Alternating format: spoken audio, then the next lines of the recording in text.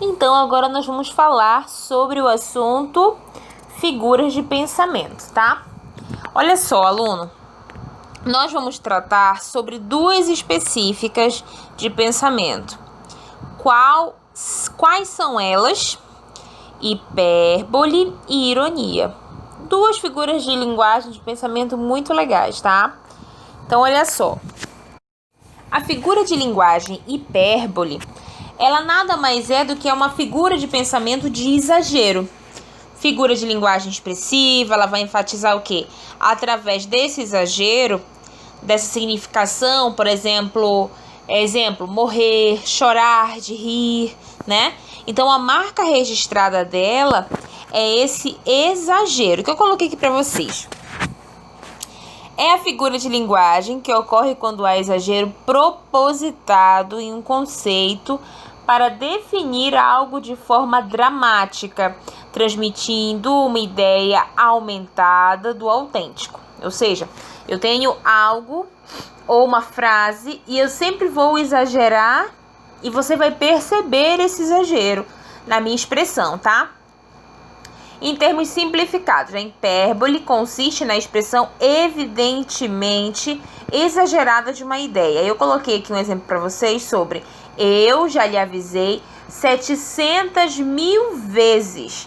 Imagina, meu amor, você falando com alguém, a sua mãe, por exemplo, ou seu tio, enfim, alguém, realmente chamando atenção 700 mil vezes. É possível isso? Não, né? Então, essa forma exagerada de falar sobre essa expressão, de que a pessoa teve que te chamar inúmeras vezes, é algo extremamente exagerado, que é a nossa hipérbole, tá? Como, por exemplo, você chega em casa com fome, vai dizer pra mamãe, poxa, mamãe, eu estou morrendo de fome. Isso aí, querendo ou não, é o quê? Muito exagerado, certo?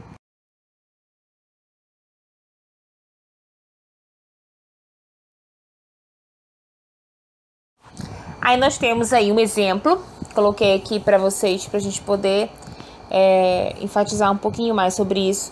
Figuras de pensamento, aí claro, né? Modo exagerado, de primeira uma ideia. Quais são os exemplos? Eu nunca mais vou respirar. Se você não me notar, eu posso até morrer de fome e se você não me amar. Então, olha só. Imagina, essas expressões exageradas, morrer de fome, eu nunca mais vou respirar. Como, né, meu amor? Não somos nós que decidimos isso. Então, essa forma exagerada para querer enfatizar determinada informação é uma figura de pensamento e logo de cara é o hipérbole. Lembra que na aula passada, né, que faz um tempinho aí em junho, nós falamos sobre figuras de linguagem e lá nós falamos sobre o eufemismo, que era uma figura de linguagem que suavizava determinadas expressões. Aqui é completamente o contrário, tá bom?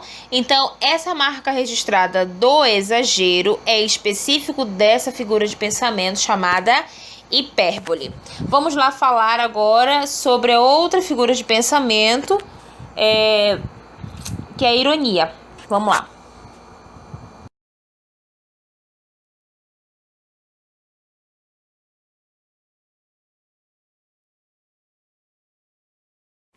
Então vamos lá. Agora nós vamos falar sobre a figura de pensamento ironia. Então olha só, meus amores. Essa aqui é uma figura de linguagem extremamente importante. É importante, né? Nós sabermos usar. Então olha só. Consiste em dizer o contrário do que se pretende ou satirizar. Questionar certo tipo de pensamento com uma intenção de ridicularizar. Ou ainda, de repente, ressaltar algum aspecto passível de crítica.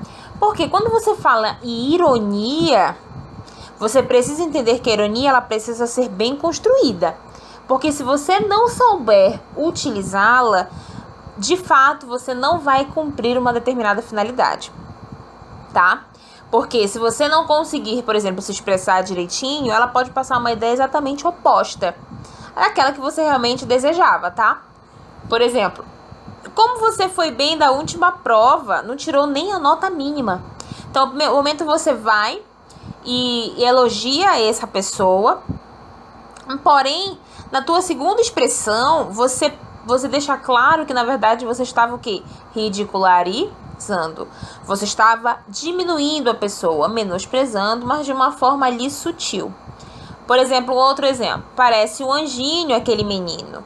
Briga com todos que estão por perto. Então, você percebe uma crítica aí. Você se utiliza de uma expressão, né, de uma ironia, para poder fazer uma crítica a este menino.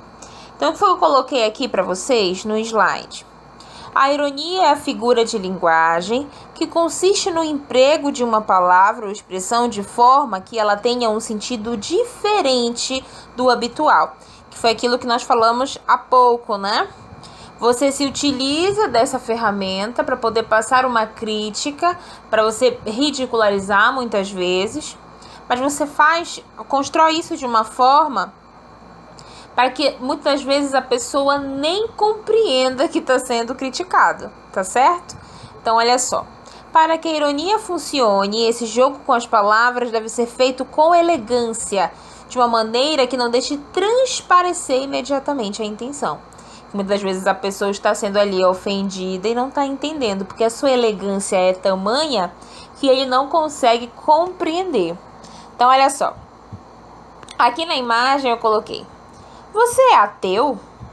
E a pessoa vai e responde: sou, graças a Deus. Para quem não sabe o que é ateu é uma pessoa que não acredita em Deus. Então, olha a contradição da resposta. Ele é ateu, mas eu sou, graças a Deus. Não, né? Se ele não acredita em Deus, logo ele não vai o quê? Referenciar, seja qualquer que seja a bondade ou uma ideia, a Deus. Então, existe aí uma ironia na forma como ele está se expressando ao outro, tá certo? Gente, essas duas figuras de pensamento são figuras simples da gente conseguir identificar, tá? Porém, nós vamos perceber que lá pra frente tem algumas outras figuras de linguagem de pensamento que vai deixar você um pouquinho na dúvida sobre essa ironia. Tipo, ai caramba, eu pensei que fosse isso. Mas lá pra frente a gente vai e especifica para que você não tenha essa dúvida, tá bom? Vamos lá para o próximo slide.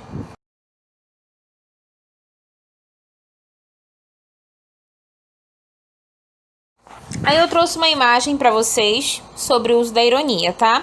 Então, tem resuminho rapidinho dela. Normalmente se emprega uma palavra ou expressão com a intenção de dizer o oposto.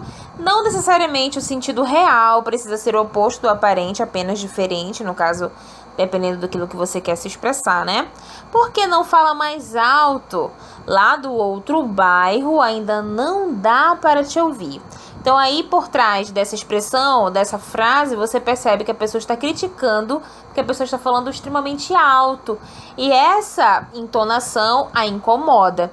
Então, a partir daí, ela faz uma colocação para que a pessoa se toque do quanto alto ela está falando. Então, nesse caso, a mensagem que se quer passar é que o sujeito faça silêncio, pois está falando muito alto. Então, aqui nós não vimos uma dificuldade muito grande nesse sentido, porque a ironia ela te possibilita, muitas das vezes, é você que escolhe a sua entonação, é você que escolhe a situação que você quer passar para outra pessoa, se você quer ser agressiva, se você quer ser elegante, ou se você quer ser realmente, né, muitas vezes até chata. Tem gente que faz umas colocações de ironia que ficam um pouco grosseiras. Então, essa entonação, essa escolha de como você quer se expressar e como você quer passar essa informação para outra pessoa só pode ser sua, tá? Então, é você que precisa aí dosar, modalizar, ver aquilo que é interessante ou não, se é que você tem algum intuito aí de ter uma outra resposta ou de um outro tipo de ato, tá bom? Então, vamos observar direitinho e tentar lembrar de como isso se apresenta para que a gente possa identificar muitas das vezes e saiba, quando quiser, utilizar da melhor forma. Tá bom, aluno? Espero que não tenha ficado nenhuma dúvida. Vamos lá. Vamos falar agora sobre polissemia conjuntiva. É importante, antes da gente falar de polissemia conjuntiva, a gente lembrar o que seria algo polissêmico, né? O que seria uma polissemia, antes de falar sobre ela de forma conjuntiva. Você tem que lembrar que é um fato de uma determinada palavra ou expressão adquirir um novo sentido. Não entendeu? Vamos lá lembrar, por exemplo, da palavra boca. Para a palavra boca, vai ter uma relação de abertura, orifício, boca. Isso aí, querendo ou não, é uma expressão que todas fazem referência ao sentido da semântica boca. Tudo bem? Então, o que vai acontecer aqui nas conjuntivas?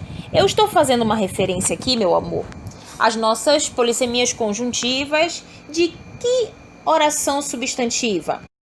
As adverbiais, lembra? Que são aquelas que têm as conjunções temporal, condicional, causal, inúmeras, que nós trabalhamos aí nas nossas aulinhas anteriores, tá? Então, o que acontece? Aqui eu coloquei para vocês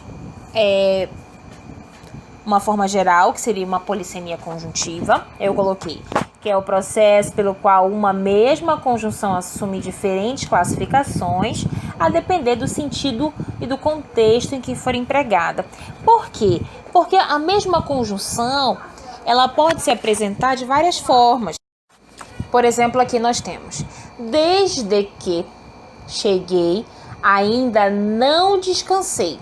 Quando eu falo ainda não descansei, desde que eu cheguei, eu estou fazendo uma referência a uma conjunção que? Temporal. Tudo bem?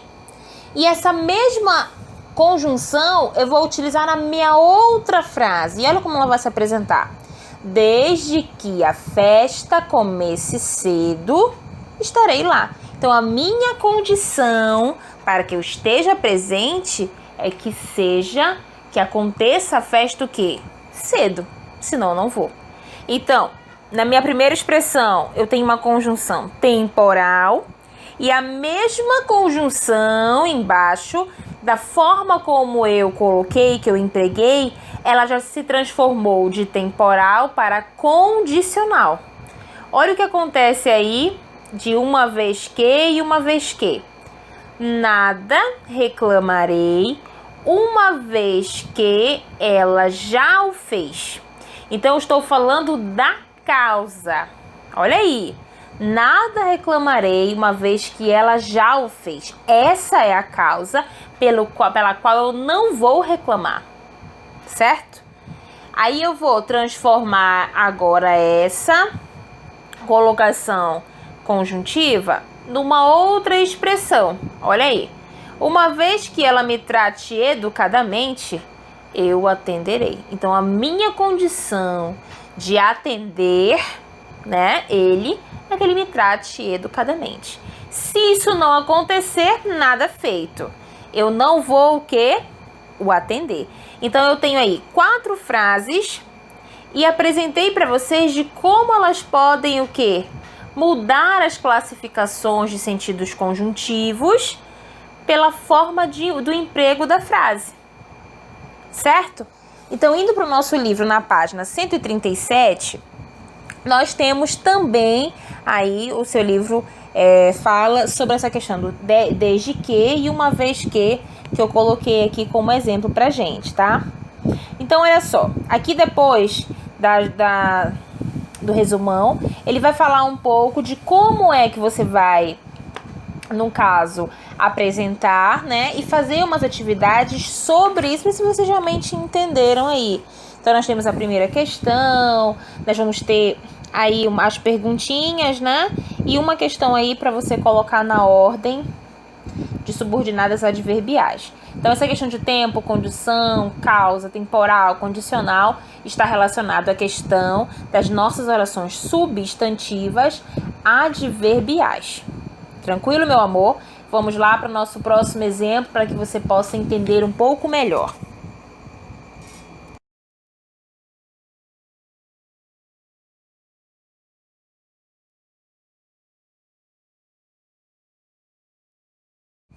Aí aqui eu trouxe para vocês a continuação dessas conjunções, mas agora eu trouxe a conjunção como, para ver como é que ela ia se apresentar em diferentes aí posições. E a E também. Então, olha só. Ele come como um leão. Então, ele está comparando aí, né? Do jeito que aquela pessoa come como um leão. Então, eu tenho aí uma oração subordinada ao quê?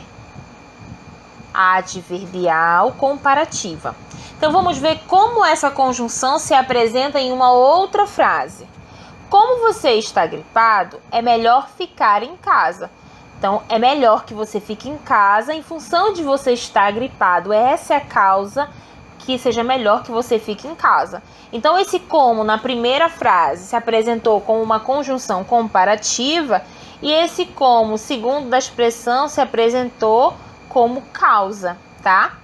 Vamos lá para a terceira frase. Fiz o relatório como o diretor me ensinou. Então, eu fiz o relatório conforme o diretor me ensinou.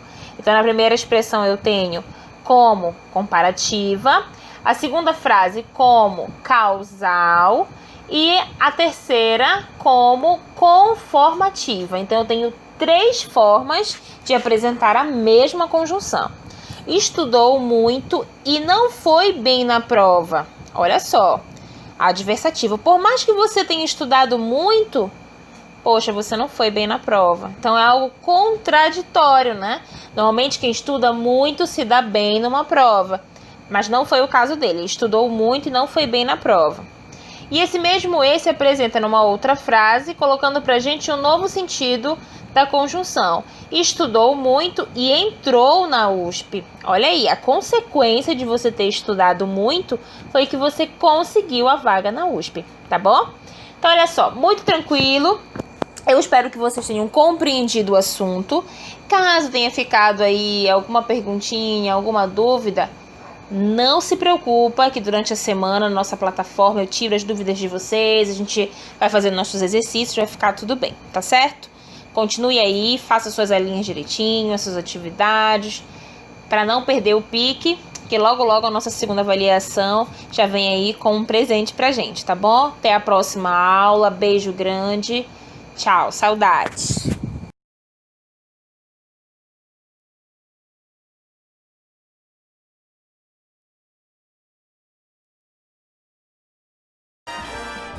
A sua aula continua no próximo vídeo.